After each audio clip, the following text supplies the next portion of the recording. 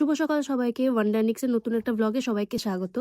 আজ ছিল শনিবার, তো মোটামুটি সকালে ঘুম থেকে উঠে গেছিলাম আমি, যেহেতু আজকে আমার কলেজে সেকেন্ড ইয়ারের এক্সাম আছে। তো সকাল সকাল উঠে চা খেয়ে নিয়েছিলাম। আর এখানে দেখতে পাচ্ছ বোনও উঠে গেছে। ও যেহেতু আমাকে একটুখানি রাস্তা অবধি রাখতে যাবে, বাস স্ট্যান্ড অবধি, তো এখানে বিছানাপত্র সবকিছু গুছিয়ে নিচ্ছিল। তারপর আমি ফ্রেশ হয়ে গেছিলাম। এক্সাম আছে যেহেতু, তার জন্য ব্যাগ ট্যাগ সবকিছু গুছিয়ে নিয়েছি, অ্যাডমিট কার্ড এখানে সবকিছু নিয়ে নিয়েছি। তো আমি বেরোবো।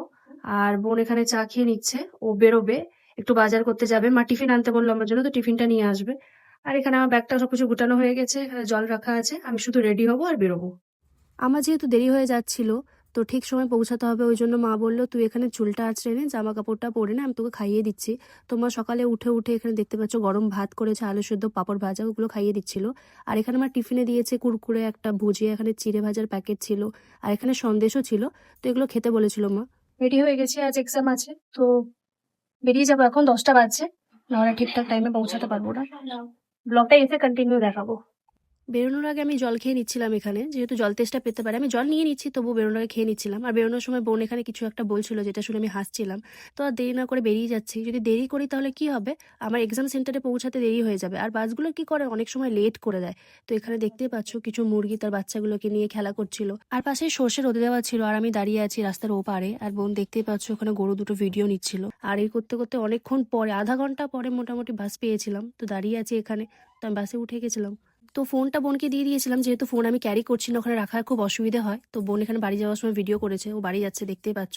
বাড়ি এসে কি করেছিল, ওই যে কুলগুলো রাখা ছিল আমাদের রোদে দেওয়া ছিল, সেখান থেকে অল্প একটু চাটনি করে নিয়েছিল, যেহেতু আজকেও খাবে ওই জন্য।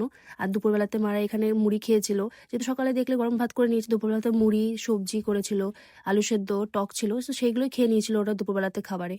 আজকে দুটো পার্সেল আসার কথা ছিল, তো একটা সকালবেলায় চলে এসেছে, আর একটা এখন দেখতে পাচ্ছ বোন হাতে ধরে আছে। একটাতে সানস্ক্রিন ছিল, আর একটাতে কাকিমার জন্য ফেস ওয়াশ ছিল। তো এখানে বোন কিছুক্ষণ পরে চা করে নিয়েছিল। ঘুম থেকে উঠলাম, ফুচকা কিনেছি, এবার ওটা খাবো। দিদি নেই, বেশ ভালোই হবে, অনেকগুলোই খেয়ে নেবো ফুচকা। কিছুটা ফুচকা বাইরে থেকে কিনে নিয়েছিল, আর এখানে দেখতে পাচ্ছ কিছুটা ফুচকার পাঁপড় বাড়িতেই ছিল, তো সেইগুলো মা ভেজে নিচ্ছিল। তো এখানে দেখতে পাচ্ছ বাড়িতে যে ফুচকাগুলো ভাজে সেগুলো অনেকটাই গোল গোল হয়, কিন্তু নর্মাল যেগুলো হাতে বানানো ফুচকা, ওটা শেপটা পুরো সেম সেম হয় না। তো বোন এখানে ফুচকা খেতে বসেছে। ফুচকা নিয়েছিলাম বিকেলবেলা, আর বাড়িতে যে ফুচকা পাঁপড়গুলো থাকে সেগুলো নিয়েছিলাম, ওগুলো মাকে বললাম ভেজে দিতে, খাবো। তো দেখো তোমার এখানে দেখতেই পাচ্ছ মা ফুচকা ভেজে নিয়েছিল, তো মা যে ফুচকাগুলো ভেজেছিল সেটাও রাখা আছে। এখানে তেঁতুলের জল, আলু, আর এই ফুচকাগুলো যেগুলো কিনেছিল সেইগুলো রাখা আছে।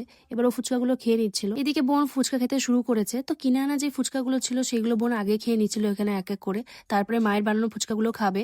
তার কিছুক্ষণ পর আমি চলে এসেছিলাম, মোটামুটি 6:45 বাজছিল। তো আমার শরীরটা খারাপ করছিল, তো মা মুড়ি খেতে দিয়েছিল, মুড়ি খেয়ে নিচ্ছিলাম। আর এখানে বোনের আমি একটা ভিডিও বানাচ্ছিলাম, যেখানে মিষ্টি দিয়েও ফুচকা খাচ্ছিল। আর ভিডিওটা কন্টিনিউ করিনি, শরীরটা খারাপ করছিল, তাই ভিডিওটা এখানেই এন্ড করছি। আশা করছি ভিডিওটা তোমাদের ভালো লাগবে। ভালো লাগলে পরে একটা লাইক, শেয়ার, সাবস্ক্রাইব করে দিও ওয়ান্ডারনিক্সকে। আর নতুন নতুন ভিডিও দেখার জন্য আমাকে অবশ্যই ফলো করে নিও। দেখা হচ্ছে নতুন একটা ভিডিওতে। Till then, bye by.